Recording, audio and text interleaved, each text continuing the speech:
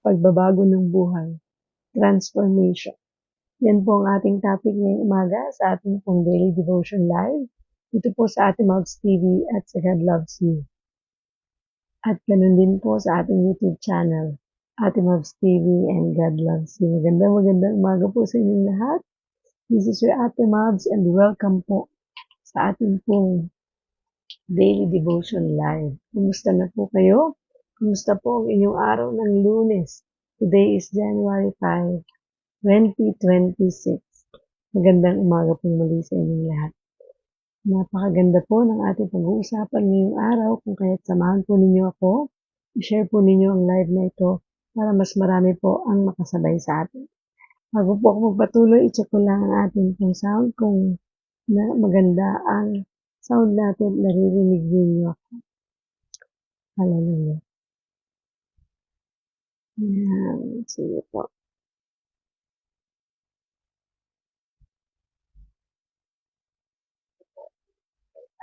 Best friend, bago po ako magpatuloy, i-check ko lang. Thank you, Lord. Share lang po tayo ng sarindali. Share ko lang po ito na mabilis.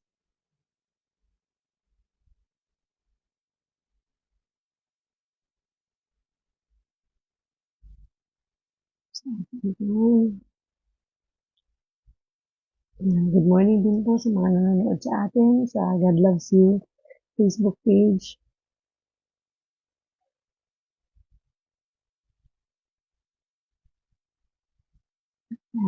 Sige po, check lang natin lahat.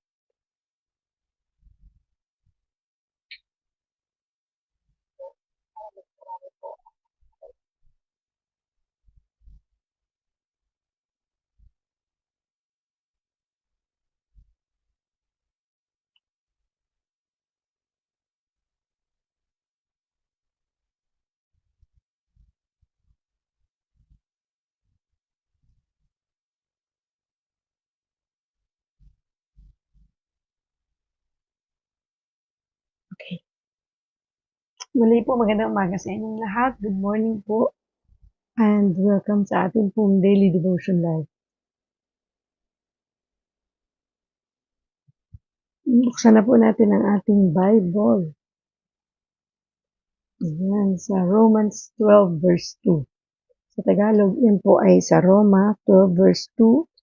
Na kung ganito po ang inyong Bible, tulad ng Bible ni Ate Maz, yan po ay matatagpuan sa page 201 ng Bagong Tipan. Sige po, basahin po natin. Ang sabi po sa New International Version, Romans 12 verse 2, do not conform to the pattern of this world, but be transformed by the renewing of your mind.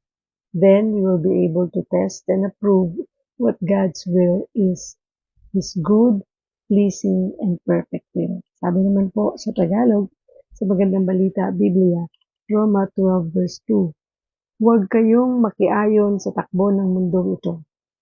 Sa halip, hayaan ninyong baguhin ng Diyos ang inyong pag-iisip upang maunawaan ninyo ang kanyang kalooban. Sa gayon, magagawa ninyo kung ano ang mabuti, kalugod-lugod at ganap na kalooban ng Diyos. Purihin ng Diyos sa pagkabasa ng kanyang salita, manalangin po tayo. Panginoong Diyos na makapangyarihan sa lahat, kami po ay nagpupulit at nagpapasalamat sa umagang ito, sapagkat kami binigyan mo ng pagkakataong muling makapag-devotion ngayong araw at mapapurihan ka, Panginoon. Ang nais lamang namin ay maibalik ang lahat ng papuri at salamat sa inyo. Maitaas kayo, madakila at maluwalhati.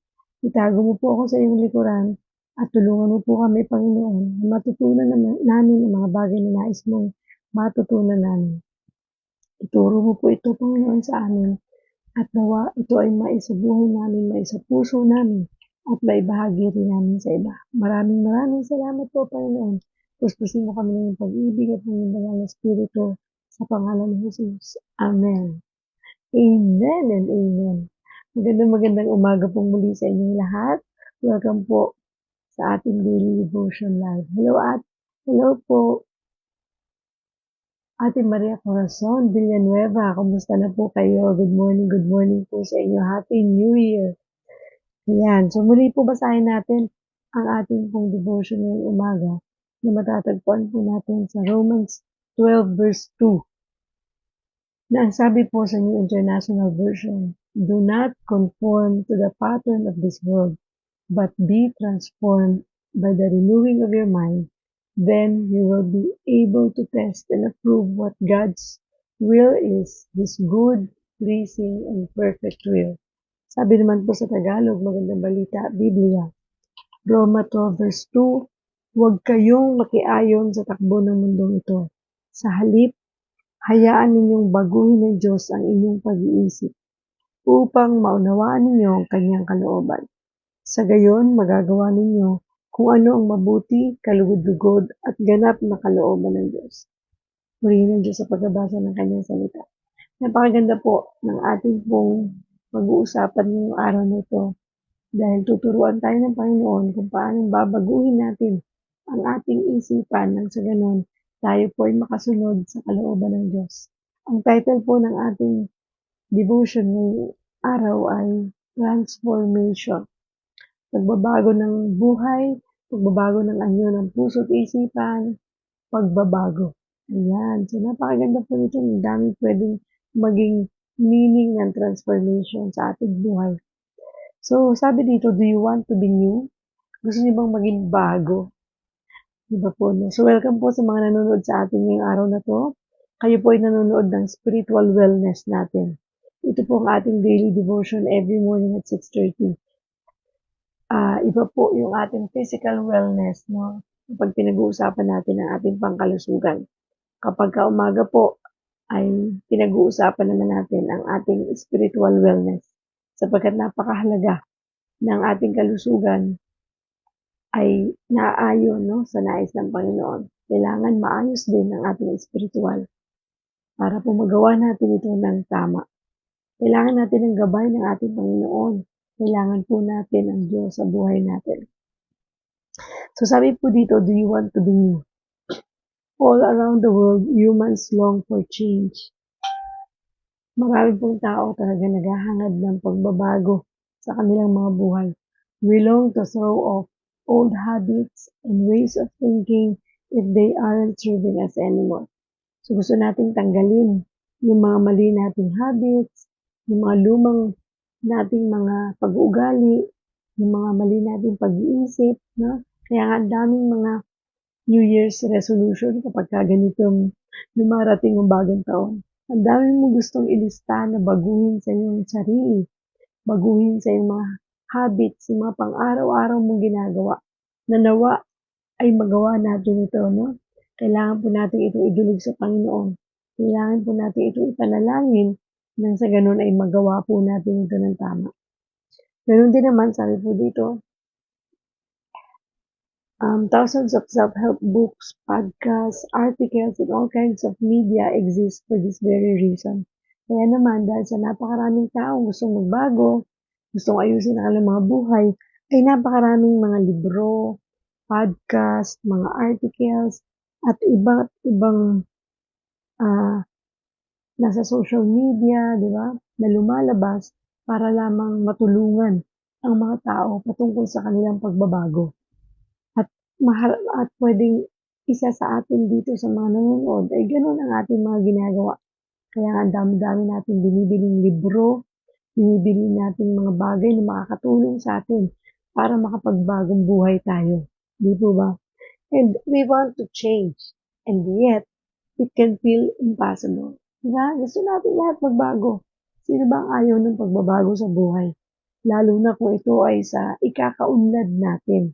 Not only sa ating karakter, but also sa ating pong pinansyal na pamumuhay. So maraming pagbabago sa buhay natin ang gusto natin mangyari ngayong 2026. Kaya lang, dumarating din yung time na parang naisip natin, imposible naman yata mangyari yung mga bagay na gusto kong mangyari. Di ba po, no? Kaya, yung iba tuloy, dahil sa isip nila na parang ang hirap, parang imposible, ay hindi na lang ginagawa o hindi na lang itinutuloy. Kasi ang feeling nila, hindi nila kaya. Dahil nga, imposible. And sabi dito, Paul, one of Jesus' disciples, shares this powerful truth in Romans 12 verse 2. Kaya naman, ibinahagi po ni Apostle Paul, isa sa mga disciples ni Jesus Christ, ang patungkol sa Romans 12 verse 2 na siyang ating pinagninilayan ngayong araw na to. Na ang sabi po, basahin natin ulit, do not conform to the pattern of this world, but be transformed by the renewing of your mind. Then you will be able to test and approve what God's will is. His good, pleasing, and perfect will. Sa Tagalog, huwag kayong makiayon sa mundong ito. Sa halip, hayaan ninyong baguhin ng Diyos ang inyong pag-iisip upang maunawaan ninyo ang kanyang kalooban. Sa gayon, magagawa ninyo kung ano ang mabuti, kalugod-lugod, at ganap na kalooban ng Diyos. So, dito pa lang po sa verse na to, ay binibigyan na tayo ng guidance, no? Tinuturo sa atin na huwag tayong makiayon sa takbo ng mundong ito. At sa halip, hayaan ninyong baguhin ng Diyos ang inyong pag-iisip upang maunawaan ninyo ang kanyang kalooban. Kasi lahat po ng bagay nagsisimula talaga dito eh. Kung anong laman ng isip natin ay siyang nagiging bukang bibig natin. Siyang nagiging emosyon natin at nagiging aksyon natin. At nagiging, ano po natin yan, destiny. Diba? What's your thoughts? It becomes words. What your words becomes action. What's your action? It becomes your character. What's your character? It becomes your destiny.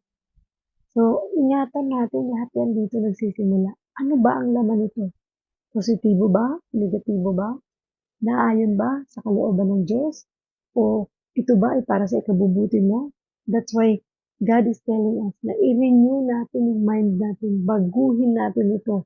Diba? Huwag tayong makiayon sa takbo ng mundo.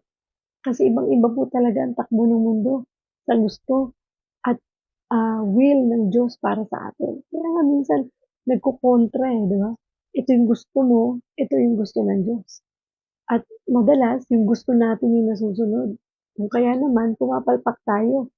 At kadalasan, ay parang umuulit lang yung nangyayari sa buhay natin. Nagiging parang rat race, no? Ulit-ulit lang. Parang ba't ganun? Nangyari na to sa amin, ganito na naman. Yung paulit-ulit lang yung pangyayari kasi hindi yun yung will ng Lord para sa'yo. Pero dahil meron kang free will, meron kang sariling pagpili, hinahayaan ka ng Diyos na magdesisyon para sa sarili mo. Di ba? Kaya nga, tinuturuan tayo ng Diyos ngayon na bagamat meron tayong kalayaang pumili sa sarili natin kakayahan, ay huwag tayong magdepende lang doon. Kailangan natin i-renew yung ating mind, no? Para tayo po ay mabago ng Diyos ang ating pag-iisip upang makasunod tayo sa kanyang kalooban. Kasi talaga po pag hindi natin ginawang sumunod sa kalooban ng Diyos, madidiskarel ang ating buhay. Magiging magulo. Magiging paulit-ulit lang ang takbo nito na para bang wala ka natatapos. Kasi wala tayong natututunan eh. Diba? Kaya nga tayo umuulit-ulit dun sa pangyayari yun ng buhay natin is because hindi tayo natututo.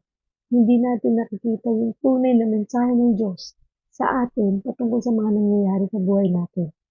Diba po? Ang ganda-ganda po nitong Romans 12 verse 2 na ito. Isa ito sa mga memory.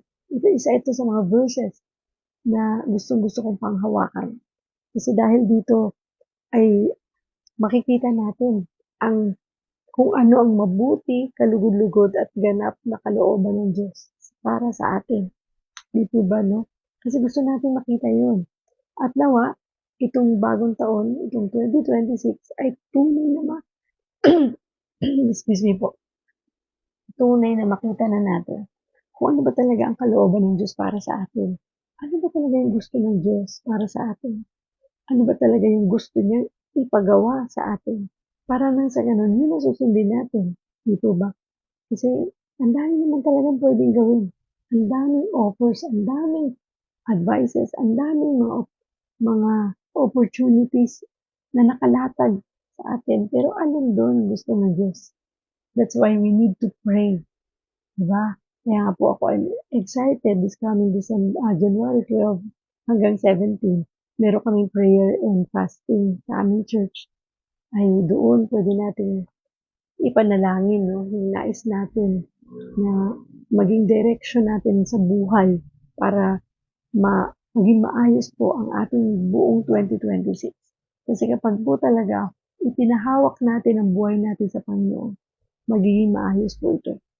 Di ba? Magiging ah, maliwanag yung direction natin. Magkakaroon tayo ng kagalakan, kakontentuhan sa buhay natin, at alam natin na pag nasa direksyon tayo ng kalooban ng Diyos, may kapayapaan. Yung magaan yung takbo ng buhay, hindi ka nag-aalala, hindi ka natatakot, di ba? Kasi alam mo na ang Panginoon ang nagli-lead ng way mo, yung daan mo patungo sa tamang direksyon. Hallelujah. So sabi po dito, transformed by the renewing of our minds. What does this mean? Ano nga ba ibig sabihin na ma-transform? Yung by the renewing, no? Ma-transform tayo by the renewing of our mind. So, yung mabago tayo. Ano nga bang ibig sabihin nito sa pagbabago ng ating isipan? So, sabi dito, transformation is a massive change. It's thorough, complete, a total difference. Pag sinabing transformation, yung pagbabago yun, talagang yun ay kumpleto, bagong-bago, iba sa dati, diba? May bagong, may magbabago sa'yo, sa buhay mo, isip mo, puso mo, yun yung transformation. Ito yung ganap, diba? Ibang-iba sa dati, yun yung transformation. Na ang sabi pa, ito ang katulad nito is like a caterpillar becoming a butterfly. Diba? Yung nakita niyo yung butterfly, bago yan naging ganyan kaganda. Yun ay, ano muna, caterpillar. Diba? Parang nasa cocoon. Tapos biglang magta-transform yun. Parang mababalatan. Lalabas yung butterfly na napakaganda. Yun yung transformation, example ng transformation. Kasi galing sa isang parang kakaibang itsura na parang caterpillar na walang ano ba 'to, 'di ba parang ang itsura ng caterpillar na 'to. Tapos 'pag naging butterfly na siya, grabeng ganda. May iba't ibang kulay, may pakpak, nakakalipad. 'Di ba kasi 'pag caterpillar, wala lang, dun lang siya sa loop, hindi o kaya nakabitin, hindi po siya nakakalipad, walang ibang kulay kundi green, 'di ba? Samantalang kapagka butterfly na siya, nagbabagong anyo siya, isang bagong nilalang, 'no? Kaya naman ang sabi dito, like a caterpillar becoming a butterfly, transformation begins an end to the old and a beginning to the new. So, tinatapos mo na yung nakaraan, kinakalimutan mo na yung luma, o inaalis mo na, at ikaw ay sinisimulan mo ang isang bagong ikaw. Diba? Tulad po ng natin, no? Na kapag tayo ay tumanggap kay Kristo bilang Diyos at tunay nating tagapagligtas, tayo ay nagiging bagong tao, bagong nilalang. The old has gone, the new has come. Wala na yung dating ikaw. Kaya nga maraming tao ang nagugulat ang marami dahil bakit nung nakakilala ito sa Panginoon, naging born again Christian, nag-iba na ang kanyang pag-uugali, bumait, naging tahimik na dating napakadaldal, na dating palamura, ngayon hindi na nagmumura, na dating sinungaling, ngayon hindi na naging sinungaling, na dating palaaway, ngayon siya na yung namamagitan para sa kapayapaan. Yung mga ganong bagay, no? Ang nakakapansin po niyan yung ating mga mahal sa buhay, mga kaibigan, kakilala, katrabaho, kapag may pagbabago sa atin. Dati ito, manginginom. Ngayon, di na nanginginom. Dati grabing sugarol to. Ngayon, di na siya nagsusugal. Yun yung mga transformation na sinasabi natin. Na isang bagay na hindi natin kayang gawin kung tayo lang. Diba? Yung isa pang patotoo dyan, yung dating LGBTQ, ngayon, ganap na lalaki na, dating tomboy, ngayon ganap na babae na. Diba? Yung mga transformation ganun, at hindi lang sila basta naging ganap na babae o lalaki, naging pastor pa. Diba? Yun yung mga bagay na hindi mo kayang gawin ng pangmatagalan. Hindi mo kayang gawin ng ikaw lang. Tanging ang Panginoon ang nakakapagbabago sa isang tao. Kahit ikaw, nanay ka, yung anak mo gusto mong pagbaguhin, hindi mo yan kayang pagbaguhin. Kahit anong gawin mo, wala kang kontrol sa kanya. Kaya't dumarating yung pagkakataon, nag-aaway na lang yung magnanay o kaya yung mag-ama dahil sa gusto mong baguhin yung anak mo, pinipilit mong baguhin siya. Hindi mo yan kayang baguhin kasi may limitasyon yung kakayahan mo. Pero kapag sa Diyos mo ipinagkatiwala ang pagbabago ng iyong anak, ay paniguradong magbabago yan. Anong gagawin mo? Ilapit mo siya sa Panginoon. Ipanalangin mo siya. Ipakilala mo si Kristo sa buhay niya. At hayaan mo ang Panginoon ang kumilos sa kanya. Yung pong pag-share natin ng Word of God ay pag-share lang yun. At yung pag-guide natin sa kanila. But yung pagbabago nila, pero yung pagbabago na yun nila ay hindi yun manggagaling sa'yo. Magbabahagi ka lang, magshi-share ka lang, pero yung pagbabago nila ng buhay, hindi po yun nakasalalay sa mga kamay mo. Ang pagbabago ng buhay nila ay nasa kanila at sa Panginoon. Di ba? Tulad po yan sa paglo-low carb eh. Ang paglo-low carb, nagsishare lang tayo about low carb. Pero still, ang pagbabago nun nasa katawan ng tao at lalo na kung ito ay ipinapanalangin pa nila. Mas kakayanin nila na magawa nila yung paglo-low carb na yun. Ganon din po yan sa ating spiritual na buhay. Sa ating spiritual na buhay, kung hindi ang Panginoon ang maghahari sa ating mga buhay, hindi po magkakaroon ng magandang direksyon ito. Maniwala po kayo. Diba?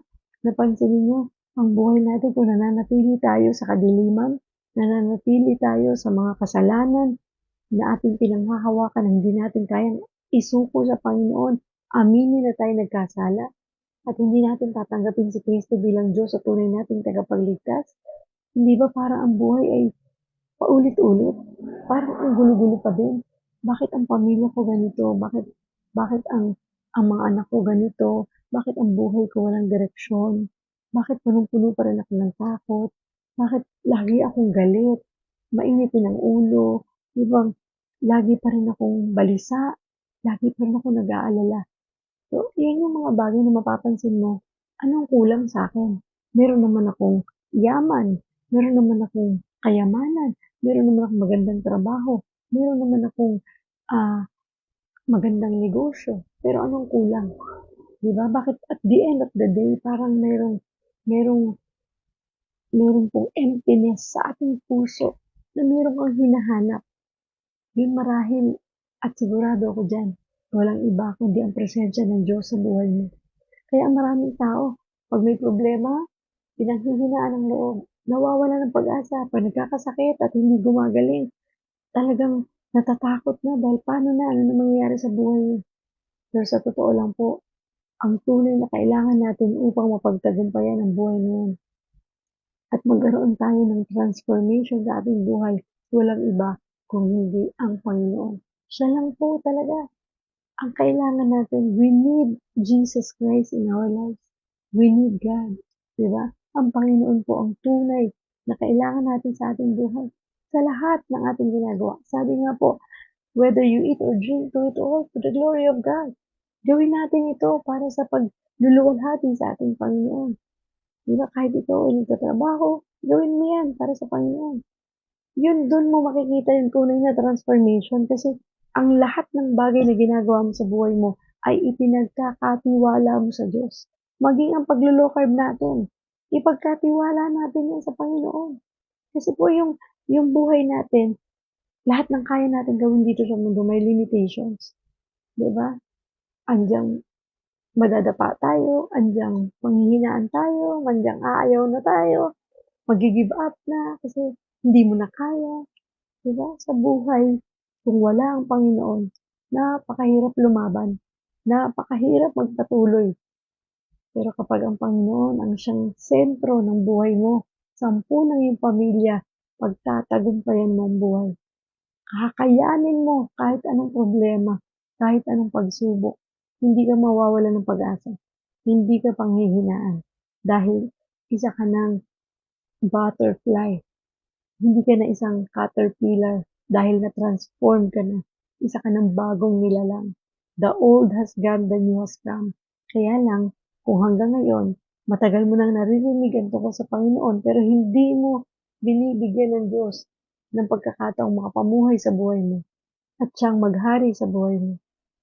Lagi mong nire-reject, lagi mong sinasabi, okay lang ako, hindi ko pa kailangan, busy pa ako. Di ba? Sa totoo lang po, hindi po burden ang pagtanggap sa Panginoon. Yun ay isang kapayapaan. Yun ay isang kagalakan. Yun ay isang pag-ibig, no? Dahil kapag tayo nasa Panginoon po, hindi ma-explain yung feeling eh. Hindi mo maintindihan kung anong sayang meron ka. Anong contentment meron ka. Yung bang hindi mo naman kailangan ng milyon-milyong pera. Pero masaya ka. Hello po, magandang umaga, Ate Yeng Ledesma, Kuya Dexter Garcia, o di ba? Dito po ay ate at kuya ang tawagan natin ha. Kasi ako Ate Mabs, gusto ko ate kuya rin ang tawagan natin. Anyway, maraming salamat po sa inyong pag-join sa ating pong daily devotion. Ito po ang ating spiritual wellness. Every morning po ito at 6:30 in the morning. And ito po ay, ang ating devotion ay almost 3 years na po. Kasabay po ito nung ako'y ma-stroke. Nung ako po ay na-stroke, after 4 months po na pagka-stroke ko, kung saan ako ay nag-recommit sa Panginoon, nagbalik loob sa Panginoon because of my stroke, at tunay na pinakita ng Diyos talaga na kung anong dahilan bakit ako na-stroke. And I thank God nung na-stroke ako. Dati hindi ko kayang sabihin, thank you Lord na-stroke ako.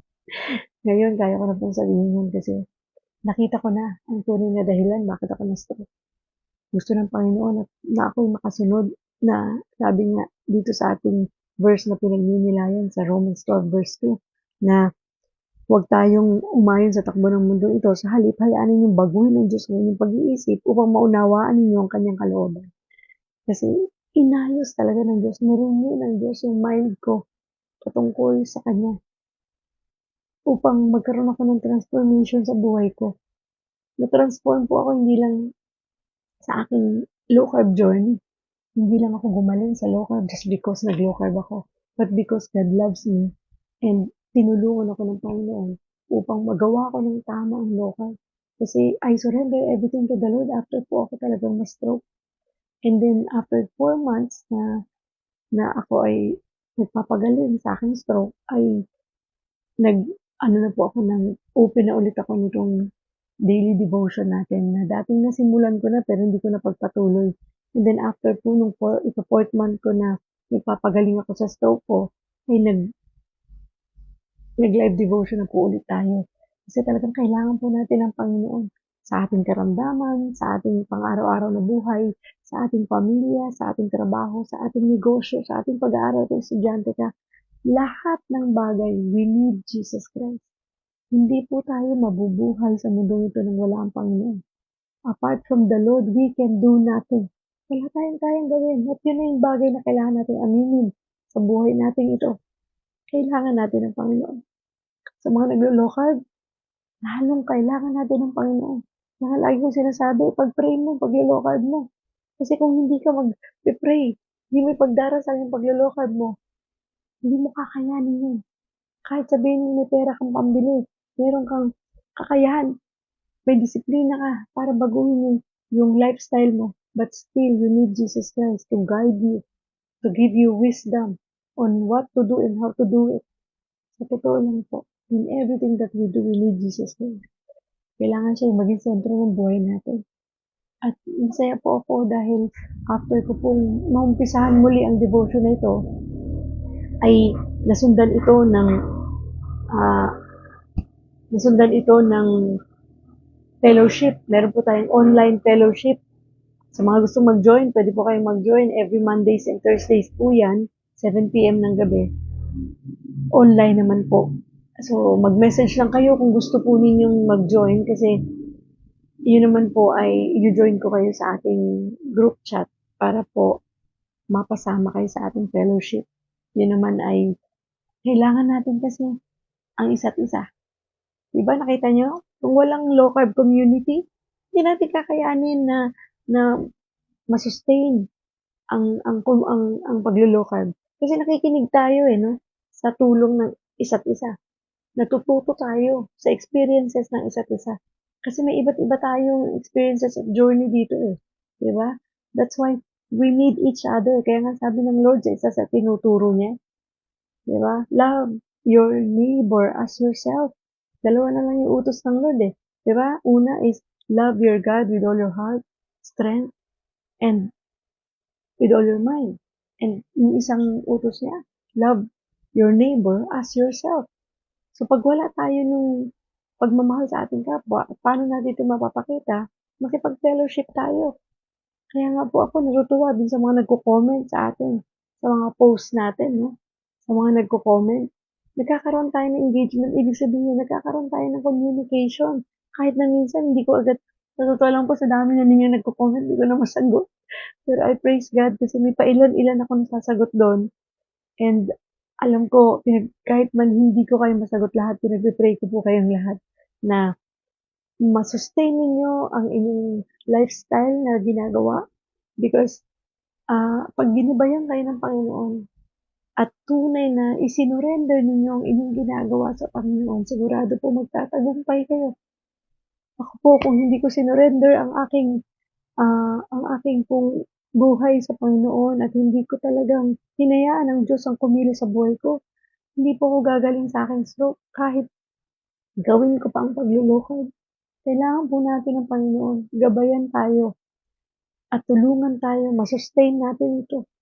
Kasi hindi po ito bibigay ng Diyos kung wala itong dahilan. May dahilan to. Kaya niya ito binigay.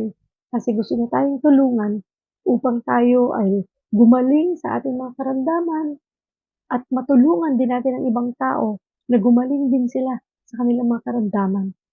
Maaaring may iba't ibang diet, may iba't ibang lifestyle na pwedeng gawin. Pero ito ang binigay sa iyo ng Diyos. Ito ang binigay ng Diyos sa akin. Pagyamanin natin to. Ibahagi natin to sa iba. Diba? Katulad ng kung paanong dapat ay nagbabahagi rin tayo ng salita ng Diyos. Kasi huwag tayong manatili na yung mga bagay na ginagawa lang natin, binabahagi natin. Mas mahalagang ibahagi din po natin kung anong kabutihan ng Diyos sa buhay natin. Kaya nga po, sabi ko sa Panginoon, Lord, bigyan mo lang ako lagi ng kalakasan na masustain ko itong ating pong itong pong ating pong devotion every morning. Kasi every morning po ito at 6:30. Kahit puyatang ka dyan, gagawin mo to because this is your commitment to the Lord. At gagawin ko to na sana'y samahan ninyo ako. Ibahagi po natin ito sa mas maraming tao at mag-join kayo sa ating fellowship. Yes, I don't know kung babae si Jade, ate or kuya, mag-message ka lang po dito sa ating page. Kasi dito sa page, mas mabilis kong nakikita ang message ninyo. Mag-message po kayo at ilagay ninyo ang inyong Facebook account. I-add ko kayo para maisama ko kayo sa ating pong group chat. Ayan. Kasi kailangan po natin ng guidance sa Panginoon. Iba po yung guidance ng paglululow carb ha. Ibang usapan yun. Yung guidance po ng Holy Spirit, ng God, ni Jesus Christ, para tayo ay tuluyang makapagbago sa ating mga ginagawa sa buhay at matulungan din natin ang ating mga mahal sa buhay, mailapit din natin sila sa Panginoon, not only sa paglululow carb but also sa relationship with the Lord. Yan. So, hello at Best Jane, good morning sa iyo. Magandang araw. And good morning po Ate Rosel Cruz Rebong. Salamat po Ate. Thank you Lord Jesus. Amen. Diba? Maging daan po sana tayong lahat no? Sa pagpapala para sa ibang tao. Maging channel of blessings tayo. Kasi huwag natin hayaan yung blessing natin hindi dumaloy. Diba? Hindi po pwedeng hindi dumaloy yung mga blessing ng Lord sa atin. Kasi when we say blessing, hindi lang po yan financial ang pinag-uusapan. Hindi po puro pera yan. When it comes to blessing, yung blessing ng pag-ibig ng Diyos, yung blessing ng kapayapaan, yung blessing ng kagalakan, yung blessing ng goodness, kindness, yung fruit of the Spirit sa Galatians, diba? Alam niyo, yun yung bagay na dapat ibahagi natin sa iba. Kasi maraming tao ang takot. Maraming tao ang nabubuhay sa mundong ito na punong-puno ng takot. Takot na ano na ang kanilang future, lalo kung may sakit sila. Di ba? Kaya nga ang tao naghahanap ng ways kung paano sila gagaling. Paano sila, lalo na kung wala pang pera, di ba? Wala ka na ng pera, wala ka pang Panginoon. Naku po, dapat meron tayong Panginoon sa buhay natin. Para sigurado tayo na yung direction natin ay nasa ayos. Para tayo ay gumaling sa ating karamdaman kasi walang ibang pinakamagaling na doktor kundi ang Diyos. Walang ibang pinakamagaling na local doctor kundi ang Diyos. Di ba po, no? So, ipagkatiwala natin ang buhay natin sa Panginoon. Siya lang ang mayroong kayang gawin. Gawing posible ang imposible. Tanging Diyos lang po ang pwedeng gumawa niya. Kaya naman, huwag niyong tatanggihan. Kapag meron sa inyong lumapit, nag-share about the Word of God, ang sarap pong makinig, di ba? Ang sarap pag-usapan ng buhay na nasa Panginoon. Hindi ka mauubusan ng pasasalamat eh. Kapag wala ka sa Panginoon, hindi mo nakikita yung mga bagay na pwede mo ipagpasalamat. Lahat ng nakikita mo negative. Pero pag nasa Panginoon ka, dahil nirenew na ng Diyos ang isip mo, at hindi ka na nagko-conform sa mundong, sa mga bagay na nakikita mo, gumagaan ang takbo ng buhay. Di ba po, no? Kahit wala naman tayong exempted sa problema eh. Lagi tayong dadaan dyan. Lagi tayong makakaranas ng mga pagsubok sa buhay, sakit karamdaman. Pero ang mahalaga, sino ang kasama mo? Nung naranasan mo o nararanasan mo mga bagay na yan, mahalaga po na ang Panginoon ang kasama mo. Kasama natin nang sa ganun, hindi tayo matakot, hindi tayo mangamba, hindi tayo mag-alala, mabalisa sa mga bagay na nangyayari sa ating buhay because we are victors. Diba? Mananagumpay tayong lahat. Walang anak ng Diyos na talunan. Ang mga anak ng Diyos ay mananagumpay. Victorious, diba?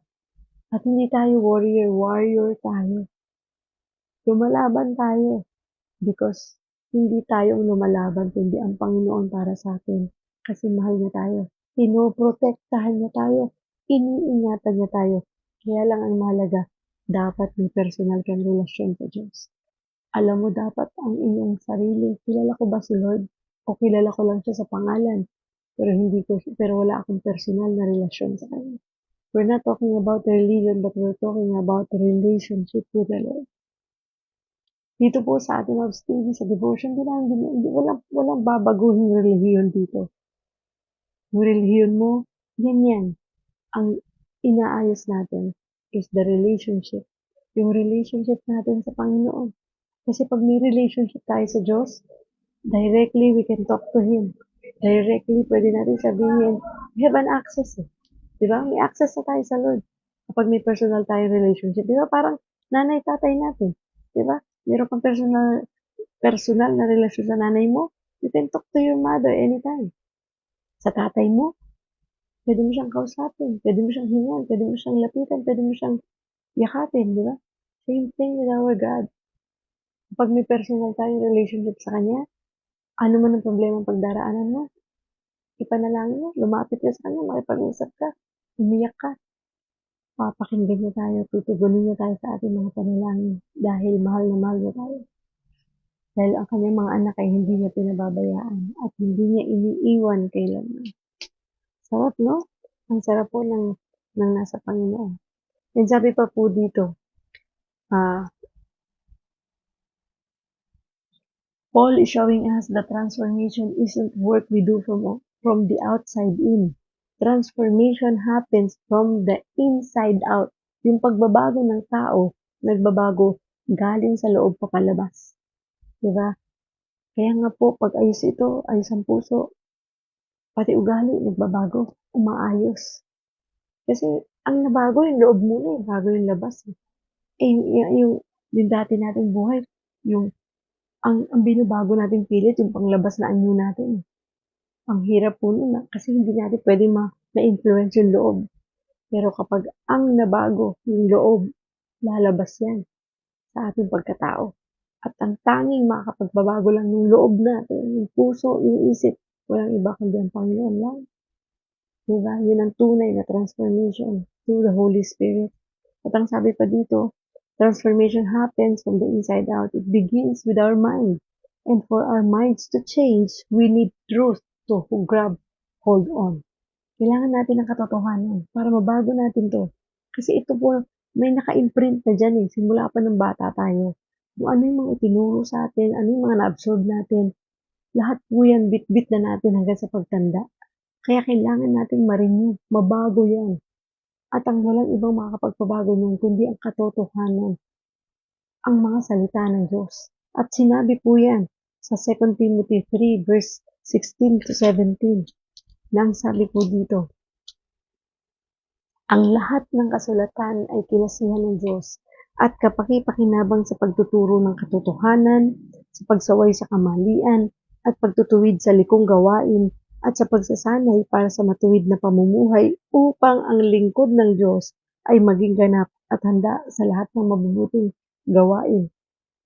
So ang aklat na ito, ang Bible, ang salita ng Diyos, yan po yung nagpapabago sa atin kasi ang lahat ng kasulatan ay kinasihan ng Diyos at kapaki-pakinabang ito para sa pagtuturo ng katotohanan, para sa pagsaway ng kamalian, para sa pagtutuwid ng likong gawain at sa pagsasanay para sa matuwid na pamumuhay. Dito tayo tuturuan kung ano ba talaga ang will ng Diyos. Kasi ang will ng Diyos, maging mabuting tao tayo. Makasunod tayo sa kanyang kalooban. Di po ba? At paano tayo? At gusto ng Diyos maging Christ-like tayo. Maging katulad natin sa pagdating sa ating karakter, sa ating pag-uugali. E paano natin gagawin yan kung di natin alam kung paano? At lahat yan mababasa natin sa kanyang mabuting balita. Kaya dapat po nagbabasa rin tayo ng Bible. And I praise God na ang devotion na ito po ay nagagamit ng Panginoon upang magbago ang ating puso't isipan. Hallelujah. And sabi pa po dito, sabi pa sa Hebrews 4 verse 12, for the word of God is alive and active, sharper than any double-edged sword.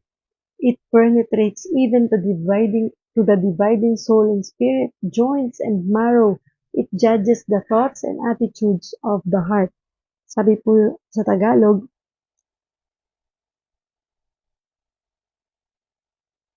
verse 4, chapter 12.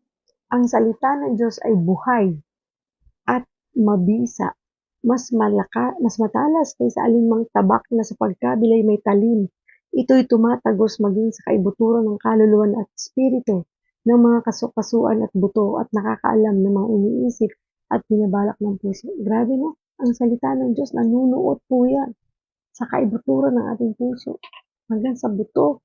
Di ba? Ganong katindi na para siyang dalawang talim na na na ano yun, yung espada, di ba? Dalawa ang talim na pag tinusok sa'yo, talagang grabe. Pasok talaga. Talagang, kumbaga ay, ah, yung ano tawag dito? Mararamdaman mo talaga, di ba? Yung salita ng Diyos. Na parang ikaw yung kinakausap. Na parang kailangan mong magbago talaga at sumunod sa kalooban ng Diyos. At lahat ng bagay na yun, natututunan natin mula sa salita ng Diyos. Thank you, Lord, kasi may mga ganung bagay, no? Kasi ayaw ng Diyos na mapahamak tayo. Ayaw ng Diyos na bilang mga anak ay manatili tayo na complacent. Parang yung, yung masyadong kampante sa buhay. Kailangan po natututo tayo. That's why meron tayong devotion every morning kasi gusto ng Panginoon turuan tayo sa pang-araw-araw ng buhay natin upang tuluyan tayong magbago at lumalim ang ating relationship sa Panginoon. Na hindi lang tayo basta nakakilala sa Diyos, na hindi talagang tayo ay lalalim sa ating pananampalataya para meron tayong bala sa anumang pagsubok na daraan sa buhay natin. Kakayanin natin yan kasi lagi natin kasama ang Panginoon sa araw-araw ng buhay natin. Kaya nga, mainam na sinisimulan ng tama ang bawat umaga. Dapat tayong nag-aaral ng salita ng Diyos. Pagising pa lang natin, magdasal na tayo. Then, mag-devotion kayo on your own bago kayo manood ditong devotion natin. Thank you, Lord. And sabi dito, God's words, sabi pa sa Matthew 4, verse 4, isang verse pa. Ngunit sumagot si Jesus, nasusulat, hindi lamang sa tinapay nabubuhay ang tao, kundi sa bawat salitang nagmumula sa bibig ng Diyos. Hindi po tayo nabubuhay lang sa pagkain, sa sa ating pang-araw-araw na ginagawa kung hindi tunay na nagpapalakas sa'tin, nagpapagaling sa'tin, nagpapatibay sa'tin, kundi ang salita ng Diyos. Panghawakan po natin yan. And God's Word guides us when we are lost, strengthens us when we are weary, challenges us when we are compromising, and encourages us when we are overwhelmed. God's Word changes everything. Grabe. Di ba po, no? Ako po talagang sobrang napatunayan ko ito sa aking buhay. Simula nung isinuko ko, nag-recommit ako sa Panginoon kasi I've been a born-again Christian since 1997. Pero from 1997 up until 2022, hindi po ako ganun kaseryosong Kristiyano. Hindi po ako talagang nakatutok sa Panginoon. Ang lagi ko pa rin ginagawa yung gusto kong gawin. Hindi ko ginagawa yung nais ng Diyos na ipagawa sa akin. Hindi po ako obedient, promise. Pero nung na-stroke po ako, talagang kinausap ako ng Panginoon at sinabihan ako na kung anong plano niya sa akin at kung anong gusto niya ipagawa sa akin. Sunod na po ako.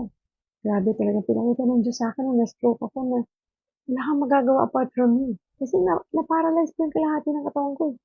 So, anong gagawin ko? Wala akong kayang gawin. Talagang pinakita ng Diyos na ako ang may kapangyarihan, wala, hindi ikaw. Kasi naging self-righteous po ako eh. Naging self-centered ako. Sarili ko na lang yung iniisip ko na nakalimutan ko may Diyos na makapangyarihan sa lahat. Na lahat posible sa Kanya. Na dapat sa Kanya ako magdepende, hindi sa sarili kong galing. Talaga pong noon time na kinausap ako ng Panginoon, I surrendered everything. Sabi ko, ayoko na Lord. Ayoko na makipagtag of war sa'yo. Ayoko na makipagtalo sa'yo. Ikaw na ang masusunod sa buhay ko. Ayoko na. And from then on, talagang magti 3 years na tayo. Magti 3 years na ako na-stroke, na nagre-record na survivor. And I praise God na pagtagumpayan po natin. To God be all the glory. Sa Diyos po ang lahat ng papuri at pasasalamat. Siya po talaga ang lahat, ang dahilan. Napakabuti ng Panginoon. At hindi niya po talaga tayo bibiguin pag isinuko natin ang lahat-lahat sa Kanya. And at this very moment, you hold God's Word in your hand. Hawak natin ang mga salita ng Diyos. Kaya lang, pinag-aaralan ba natin? Binabasa ba natin? Isinasabuhay ba natin? At doon sa mga hindi pa nagkakaroon ng personal na relasyon sa Diyos, meron ka na bang personal na relasyon sa ating Diyos na buhay? And transformation is in your grasp. Read the Bible closely. Dig into its verses. Wrestle with its teachings. And treasure what you discover about the love and grace of God. So, huwag natin hayaan, basahin lang natin ito. But we need to meditate on the Word of God and read the Bible closely. Lalo na po ngayon, nagsisimula ang bagong taon. Sana po, maging habit natin yung pagbabasa ng Bible. Kailangan po natin yung pag-aralan ng salita ng Diyos dahil doon natin lalong lalalim ang ating pananampalataya. And ito ay isang kayamanan no, na madidiscover natin kung gaano talaga tayo kamahal ng Diyos. Kasi pag kilala mo kung sino ang Diyos mo, magtitiwala ka. Buong puso, buong kaluluwa, buong lakas, buong pag-iisip. Mahirap magtiwala sa Diyos na hindi mo kilala. Hallelujah. And sabi po dito, the best place to bring your desire for newness is to God and His Word. God's Word renews our minds, transformation begins. Pag na-renew ang ating mind, because nagkaroon na tayo ng personal na relasyon sa Diyos, dahil napakabuti ng Diyos, binigay niya ang kanyang bugtong na anak. Diba? For God so loved the world that He gave His only begotten Son, for whosoever believed in Him shall not perish, but have an everlasting life. Ganun kabuti ang Diyos. Siya'y napako sa krus, namatay, inilibing, at pagkaraan ng 3 araw na buhay na maguli. Pinatunayan niya siya ay Diyos. Tinubos niya sa tayo sa ating mga kasalanan upang bigyan tayo ng buhay na walang hanggan. Siya lang ang Diyos. Kasi siya lang ang nabuhay na maguli. Wala pong iba na nabuhay na maguli. Siya lang. Kaya siya lang ang may karapatang sambahin, dakilain, luwalhatiin. Dahil mahirap sumamba sa hindi buhay. Di po ba? Kaya napakabuti ng Panginoon. Tunay na makapangyarihan siya. Kaya kung wala ka pang personal na relasyon sa Panginoon, ngayon ang panahon para isuko mo ang iyong mga kasalanan, aminin na nagkasala ka, at tunay na isuko mo ang iyong buhay sa Panginoon. Hayaan mo siya maghari at kilalanin natin siya bilang Diyos. Tanggapin natin bilang Diyos at tunay nating tagapagligtas sapagkat yun ang magpapabago ng ating buhay. Magre-renew ng ating mind. Dahil alam natin lahat, kung wala ang Panginoon, we are nothing. Manalangin po tayo. Panginoong Diyos na makapangyarihan sa lahat, kami po ay nagpapasalamat sa umagang ito sa iyong kabutihan. Salamat sa mga reminders mo, Panginoon, na muli pinaalala mo kung ano ang kaya mong gawin sa aming mga buhay. Salamat, O Diyos, napakabuti mo. Salamat, O Diyos, dahil mahal mo kami. Salamat dahil hindi mo kami pinababayaan, hindi mo kami iniiwan, at palagi mo kami pinaalalahanan ng iyong pag-ibig. Palagi mo ipinapaalala, Panginoon, na walang ibang Diyos na dapat sambahin kundi ikaw lang. Maraming salamat po sa buhay ng bawat isang nanonood ngayon at sa mga makakapanood nito. Pagpalain mo ang kanilang mga buhay, ang gawa ng kanilang mga kamay, ano man ang kanilang mga kahilingan, Panginoon, at mga dalangin, nawa, O Diyos, ito'y tugunin mo. Tulungan mo po sila, Panginoon, sa kanilang mga dinadalang problema, pagsubok, sakit karamdaman man ito, Panginoon, bigyan mo po sila ng kagalingan. Gamitin mo, O Diyos, ang low carb upang maging daan ng aming kagalingan, Panginoon. Ikaw ang makapangyarihang Diyos na kayang gawing posible ang imposible. Kaya naman, Lord, kung puso namin pinagkakatiwala ang aming mga buhay sa iyo, tulungan mo kami, Panginoon, sinusuko namin sa iyo ang lahat ng aming mga galit, sama ng loob, hinanakit, takot, pangamba, pag-aalala at mga kabalisahan namin, Panginoon. Palitan mo ito, O Diyos, ng pag-ibig mo, ng kagalakan, kapayapaan, ng katiwasayan sa aming buhay. Maraming salamat, Lord, sa pagbibigay mo ng pagkakataon sa bawat isa. Tulungan mo kami, Panginoon. Apart from you, we can do nothing. Hindi namin kaya, Lord. At nawa, O Diyos, magkaroon kami ng puso ng pagsuko, puso ng kapakumbabaan, na wala kami talagang magagawa kung hindi ka namin kasama. Patawarin mo kami, Panginoon, sa lahat ng aming mga kasalanan. Patawarin mo kami, Panginoon, kung ang mga kasalanan ito nagiging sanhi upang hindi kami gumaling sa aming kasalanan, sa aming mga karamdaman. Patawarin mo kami ngayon din, Panginoon. Isinusuko namin ang lahat-lahat sa iyo. Maraming salamat at ikaw ay namatay sa krus. At ikaw ay nabuhay na maguli upang kami bigyan ng buhay na walang hanggan. Maraming salamat po, Panginoon. Napakabuti mo. Idinadalangin ko sa iyo, Panginoon, ang ating Mavs TV family, ang God Loves You Movement Ministry, at ang God First Christian Ministry International, ang Global Life University. Itinadalangin din namin sa iyo, Panginoon, ang bansang Pilipinas. Pakaingatan mo po ang aming bansa. Tulungan mo po ang mga leaders ng bansang ito na dumating ang pagkakataong sila'y makakilala rin sa iyo at isuko rin nilang kanilang mga buhay sa iyo, Panginoon. Magkaroon sila ng takot sa iyo. Magkaroon sila ng takot na gumawa ng masama sa kanilang kapwa. Maraming salamat po, Panginoon. Idinadalangin ko rin, Lord, ang mga leaders ng bawat churches sa buong mundo. Ang lahat ng mga lingkod mo, Panginoon, na nagpapatuloy na maglingkod. Pagpalain mo ang gawa ng kanilang kamay. Maraming salamat po, O Diyos.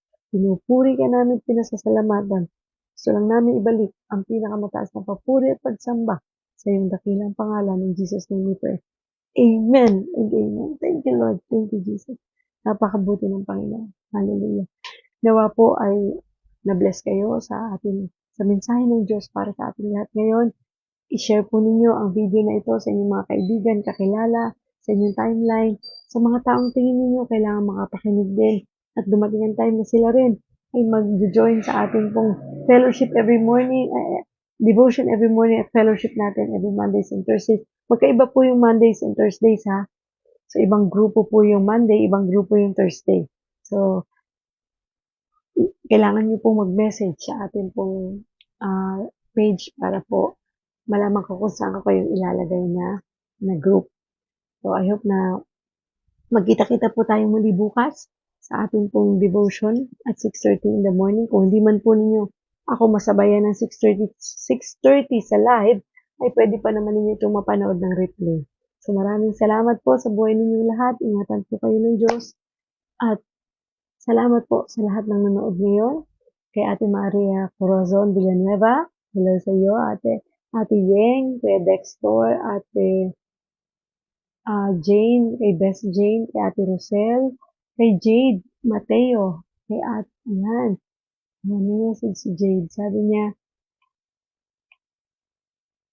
po at girl po at Jade Mateo, FB account ko po. Okay. So, isend mo sa akin ang message ka, Jade, ha? Kasi para, mahirap kasi alam ko baka mamaya may mga kapangalan ka. Baka mamali ako ng pag-add. So, mainam na yung link ng FB mo, ang i-message mo sa akin para yun ang i-add ko. So, maraming salamat sa buhay po ninyong lahat at pagpalain po tayo ng Panginoon at maging pagpapala rin tayo sa iba.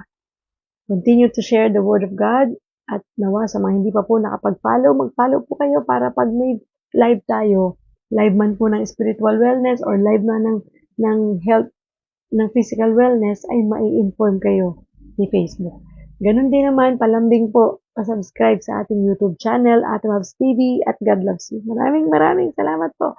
God bless po sa inyong lahat. See you all again tomorrow at 6:30 ng umaga. Dito lang po yan sa Ate Mavs TV at sa God Loves You Facebook page at sa YouTube channel Ate Mavs TV. Always remember, God loves you. Bye-bye po.